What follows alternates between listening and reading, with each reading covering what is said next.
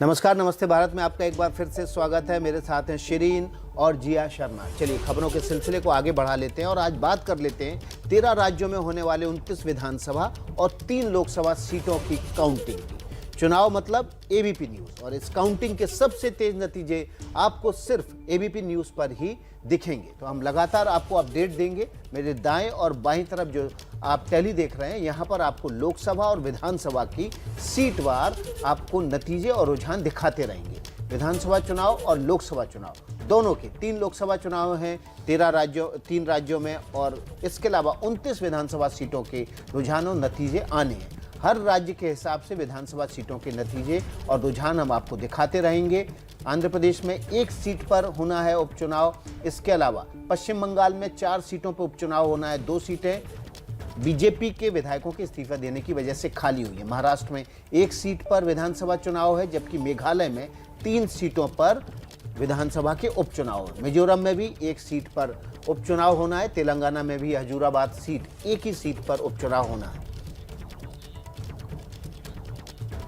और देखिए, इस वक्त की बड़ी खबर भी आपको हम दे दें, मतगणना शुरू हो चुकी है। धीरे धीरे कर रुझान भी सामने आने लगेंगे और आपको अपडेट हम देते रहेंगे कि आखिर कहां से कौन सा उम्मीदवार आगे चल रहा है, कौन पीछे छूट गया है। और लगातार आपको हम दिखा रहे हैं उपचुनाव 2021 विधानसभा की कौन कौन सी ऐसी सीटें हैं जिन पर पहले मतदान हुआ और अब आज मतगणना शुरू हो चुकी है। मनोज्ञा और सचिन हमारे साथ जुड़ गए। आइए सबसे पहले आपको पश्चिम बंगाल की जो सीट है उस पर लगातार अपडेट्स हमको दे रही है मनोज्ञा लोईवार, उनके पास लिए चलते हैं। मनोज्ञा, अभी क्या तस्वीरें आप देख पा रही हैं, क्योंकि मतगणना शुरू हो चुकी है, काउंटिंग शुरू हो चुकी है। जी बिल्कुल, और इस बार मुकाबला हो सकता है 2021 के मई के रुझान की तरह ना हो, लेकिन उससे कम भी नहीं होगा, क्योंकि 4 सीटों पर तृणमूल कांग्रेस बनाम बीजेपी की लड़ाई है। खर्दा विधानसभा सीट से, जहां पर वर्तमान के खुद मंत्री इस समय चुनाव लड़ रहे हैं शोभन देव चट्टोपाध्याय, और उनके खिलाफ हैं बीजेपी के भी उम्मीदवार। लेकिन बाकी सारी सीटों पर भी इस बार चुनाव दिलचस्प होगा। देखिए, आज अभी काउंटिंग शुरू हो गई है खर्दा और बाकी सारे इलाकों में भी, लेकिन इस बार तस्वीरें बहुत सारे मुद्दों से अलग हैं। मुख्यमंत्री ममता बनर्जी के चुनाव के बाद, भवानीपुर के जीत के बाद, अब ये चुनाव वैसे तो केक वॉक माना जा रहा है तृणमूल कांग्रेस के लिए, लेकिन बार बार एक ही बात कह रही है टीएमसी कि इस बार क्या मार्जिन पहले से ज्यादा होगा, क्योंकि अगर 28,000 सीट वोट का मार्जिन था पिछली बार खर्दा में और भवानीपुर में भी, जहां से शोभन देव चट्टोपाध्याय थे, तो बाकी सारी सीटों पर भी, यानी कि जंगीपुर और बाकी सीटों पर भी इस बार देखना दिलचस्प होगा कि किस तरह से मतदान के रुझान आज सारे दिन, क्योंकि हम आपको एबीपी न्यूज पर रखेंगे आगे, और मिजोरम और मेघालय की सीटों के बारे में भी बताएंगे जहां मतगणना शुरू हो चुकी है।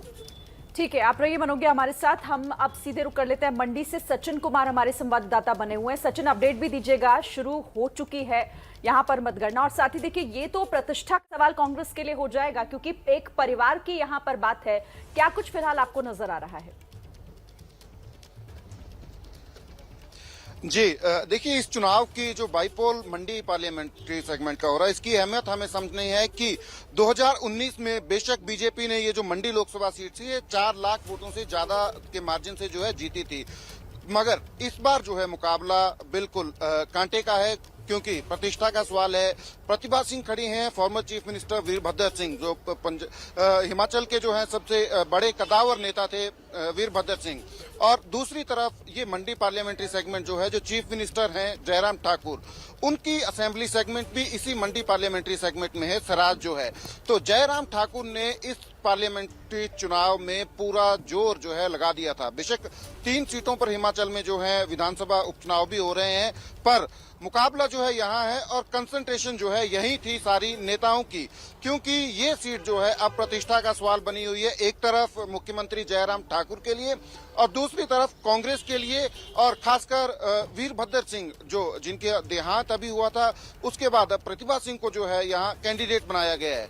तो दोनों के लिए जो है, कांग्रेस के लिए और बीजेपी के लिए, ये जो है इस बार प्रतिष्ठा का सवाल जो है, ये मंडी सेगमेंट जो है बाई इलेक्शन जो है बना हुआ है, और दोनों पार्टियों ने ही यहाँ जो है ताकत जो है पूरी झोंकी थी इस बाई इलेक्शन में। रुझान अभी आना शुरू होंगे, 8 बजे काउंटिंग जो है शुरू हुई है, पर कांटे की टक्कर जो है मानी जा रही है। ये 2019 की तरह हिमाचल प्रदेश हो सकता है के कि मंडी में कांटे की टक्कर है। प्रतिभा सिंह जो कि वीरभद्र सिंह की पत्नी है, वो इस सीट से किस्मत आजमा रही हैं, जबकि ये जयराम ठाकुर जो कि मुख्यमंत्री हिमाचल प्रदेश के, उनका गृह जिला है, उन्होंने पूरी ताकत यहाँ पर लगाई हुई है। सिरसा चलते हैं, हमारे सहयोगी जिनेंद्र कुमार वहाँ पहुँचे हुए हैं। एलानाबाद सीट है जहाँ से अभय सिंह चौटाला अपनी किस्मत आजमा रहे हैं। बीजेपी के उम्मीदवार गोपाल कांडा यहाँ से मैदान में, दो परिवार जो कि बेहद ताकतवर हरियाणा में, उनके बीच ये मुकाबला। जिनेंद्र,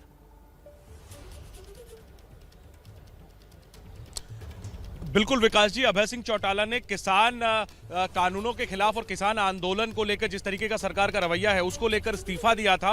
हालांकि दिलचस्प ये है कि एक बार फिर जब उपचुनाव का ऐलान हुआ तो वो उम्मीदवार बनकर सामने आ गए। उनका मुकाबला है गोविंद कांडा, जो गोपाल कांडा सिरसा से विधायक हैं। हालांकि उनकी अपनी पार्टी है, उनके सगे भाई को बीजेपी ने इस बार उतारा है और बीजेपी के जो पिछली बार उम्मीदवार थे वो इस बार कांग्रेस की टिकट पर हैं। इन तीनों के बीच त्रिकोणीय मुकाबला है। हालांकि कहा यही जा रहा है जानकारों की तरफ से कि मुख्य मुकाबला अभय सिंह चौटाला यानी इनेलो और बीजेपी जेजेपी के कैंडिडेट गोविंद कांडा के बीच है। मतगणना सिरसा के ताऊ देवीलाल यूनिवर्सिटी के अंदर शुरू हो चुकी है। पहला रुझान अब से कुछ देर में ही सामने आ जाएगा। लेकिन तकरीबन 1.25 लाख मतदाता है विकास जी यहाँ पर और 80% से ज्यादा मतदान हुआ। समझा जा सकता है कि इस उपचुनाव की अहमियत क्या है। इस उपचुनाव के नतीजे बताएंगे कि किसान आंदोलन की वजह से बीजेपी को नुकसान हुआ है या फिर समीकरण में ज्यादा अंतर नहीं आया है। अभय सिंह चौटाला की दावेदारी बेहद मजबूत है, लेकिन दिलचस्पी यही बनी हुई है कि क्या गोविंद कांडा, जो गोपाल कांडा बेहद कद्दावर नेता है सिरसा इलाके के, उनके अपने भाई हैं, क्या वो अभय सिंह चौटाला के रथ को रोक पाते हैं या नहीं। देखना यह भी होगा कि कांग्रेस, जिसने भी अपनी पूरी ताकत झोंकी, हालांकि मुकाबले में वो अब तक तीसरे स्थान पर ही चल रही है, वो कितने वोट लाती है। तो एलनाबाद का नतीजा हरियाणा, पंजाब, इस समय पटना से लालू प्रसाद यादव जीत होगी आप लोग की। लालू जी आज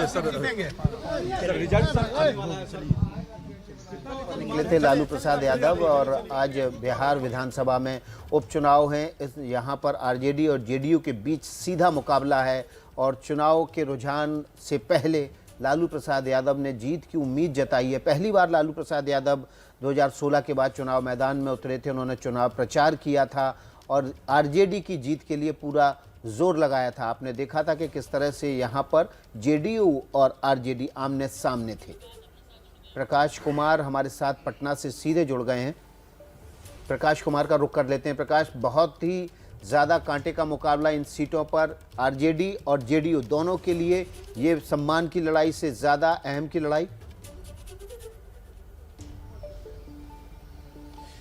विकास, अभी हमने आपको दिखाया लालू जी की तस्वीर और उन्होंने जो कहा कि वो दोनों सीट जीत रहे हैं और तबीयत खराब है और उन लोगों ने, लालू यादव ने भेजा है तेजस्वी यादव को दरभंगा और जगदानंद सिंह को मुंगेर भेजा है ताकि वहां पर जो मतगणना हो रहा है सबका ध्यान अभी उसी पर है।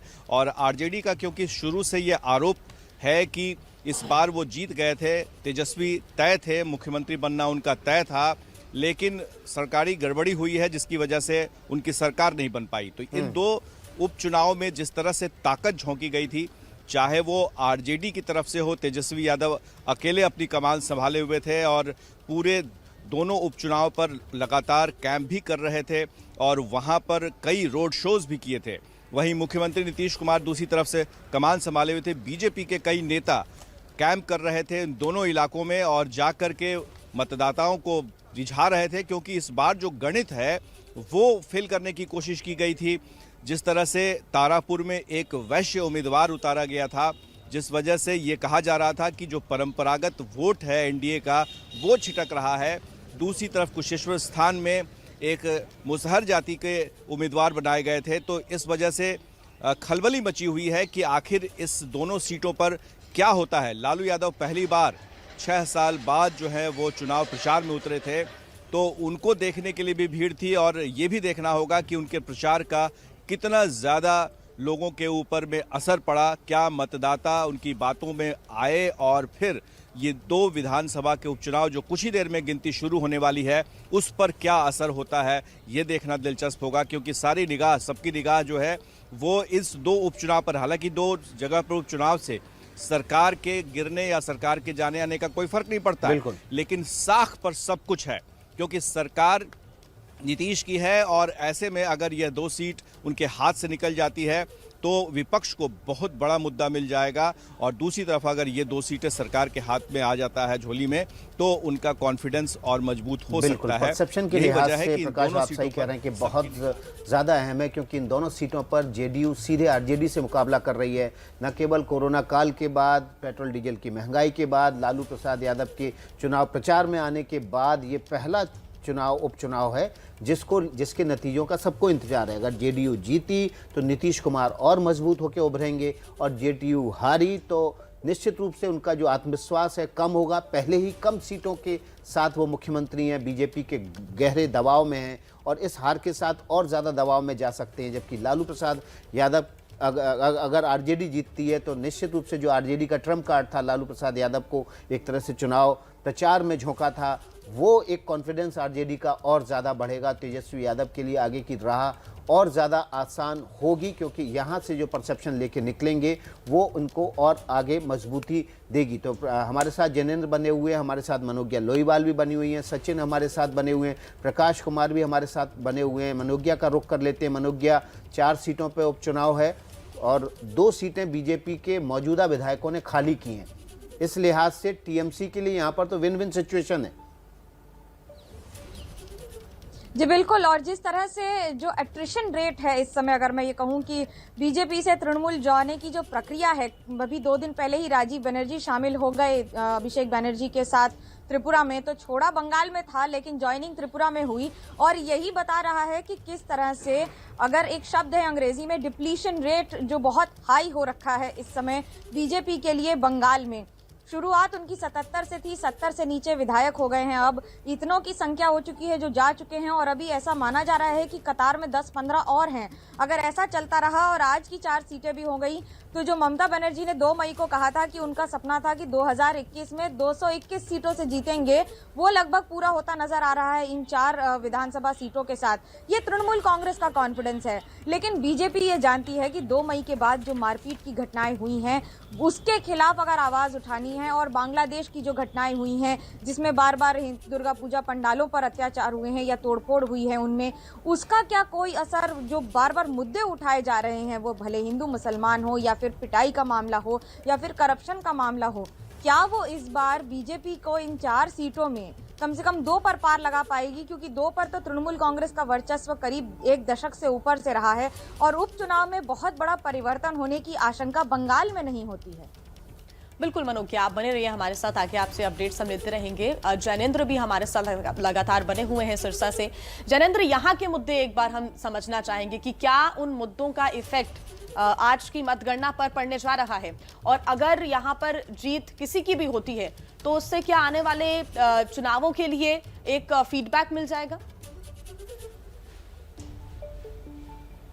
निश्चित तौर पर हाई वोल्टेज चुनाव एलनाबाद में हुआ है, क्योंकि अभय सिंह चौटाला जो इनेलो के सबसे बड़े चेहरे हैं, ओम प्रकाश चौटाला के बेटे हैं, उनका ये गढ़ रहा है जी। उनकी जीत लगभग तय मानी जा रही है। काफी कद्दावर नेता हैं और लोकप्रिय भी हैं। ये गढ़ है चौटाला परिवार का ये सीट, लेकिन उनको चुनौती जो दे रहे हैं गोपाल कांडा के भाई गोविंद कांडा, काफी रसूख है इस परिवार का, और इसी वजह से तमाम किसान आंदोलन में बीजेपी उम्मीदवारों का और नेताओं का विरोध हो रहा है। उसके बावजूद गोविंद कांडा चूंकि गोपाल कांडा के भाई हैं, तो इस वजह से वो पूरे दमखम के साथ ये चुनाव लड़ पाए।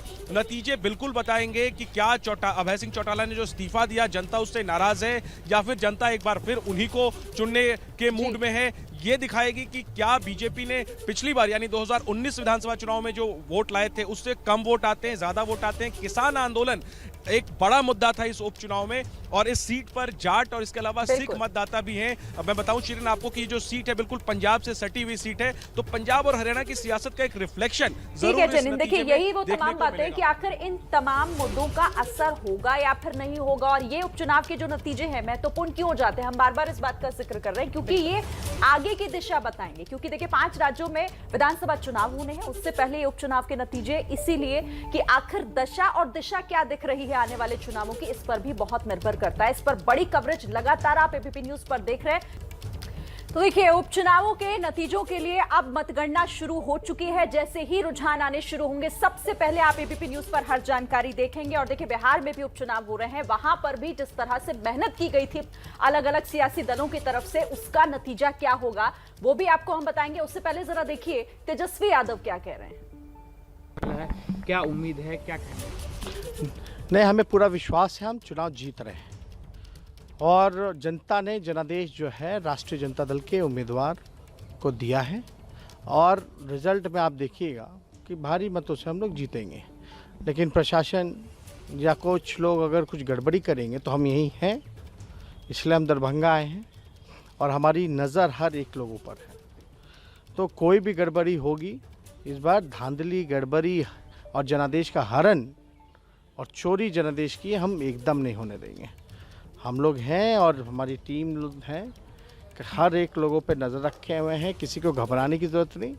यहाँ कई मंत्री डेरा डाल के रखे हैं, उन पर भी हमारी नज़र है, सब लोगों पर नज़र है। कहीं भी कोई गड़बड़ी होगा हम वहीं पहुँचेंगे। पहली बार ऐसा लग रहा है कि बाईपोल में नेता प्रतिपक्ष या जो बड़े नेता है खुद आके देख रहे हैं कि कुछ हो ना, इसके पीछे कोई नहीं, हमारा फ़र्ज़ है लोकतंत्र बचाने का। जनता ने जो जनादेश दिया है उसका अपहरण ना हो, बेईमानी ना हो, हरण ना हो, ये हमारा दायित्व है इस चीज़ को रोकने का, इसलिए हम। तो देखिए, तेजस्वी कह रहे हैं कि चोरी, हरण, धांधली और अगवा जनादेश होगा तो हम जमीन पे आएंगे, सड़क पर उतरेंगे। प्रकाश कुमार, इतना डरे हुए क्यों है तेजस्वी?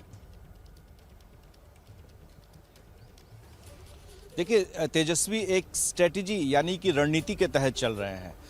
वो अपने समर्थकों को ये बताना चाह रहे हैं कि अगर कहीं से भी हार होती है तो इसमें ऐसा तो नहीं कि सरकार की तरफ से कोई गड़बड़ी फैलाई गई है, इस वजह से हुई है। इसीलिए आपने देखा होगा कि पूरे चुनाव के दरमियान वो लगातार सोशल मीडिया पर बने रहे और जो भी कुछ अगर हो रहा था तो आरोप की झड़ी लगा रहे थे। तो ऐसे में अगर जीत होती है तो वो बताएंगे कि सरकार को गड़बड़ी करने नहीं दिया, इसलिए उनकी जीत भी हो गई है और उनको लोगों का समर्थन है, उनको बड़ा मौका मिल जाएगा सरकार पर हमला करने का। और अगर हार होती है तो इसी बहाने जो आरोप शुरू से लगा रहे थे वो आरोप फिर तय हो जाएगा उनकी तरफ से, उनके समर्थकों को ये बताने के लिए। पर एक बात तो तय है कि तेजस्वी यादव ने जिस तरह से इस बार चुनाव प्रचार किया और अपनी कमान हाथ में ली, उससे ये साफ दिख रहा था कि वो आने वाले दिनों में सरकार के लिए बड़ी चुनौती खड़ा करेंगे। बिल्कुल, खासतौर से अगर इस सीट पर फैसला उनके मन मुताबिक आता है तो। बिल्कुल, आगे भी आपसे अपडेट्स हम देते रहेंगे। आप बने रहिए हमारे साथ। लगातार एक बड़ी कवरेज के तहत आपको हर जानकारी हम दे रहे हैं। आपको बता दें कि 29 विधानसभा सीट और 3 लोकसभा सीटों पर लगातार अपडेट्स आपको दे रहे हैं, क्योंकि मतगणना शुरू हो चुकी है। क्या है अहम मुद्दे, कौन उम्मीदवार है, कौन आगे चल रहा है, कौन पीछे, हर जानकारी आप तक सबसे पहले पहुंचा रहा है एबीपी न्यूज। एक छोटा सा ब्रेक, तमाम बड़ी खबरें फौरन लौट रहे हैं।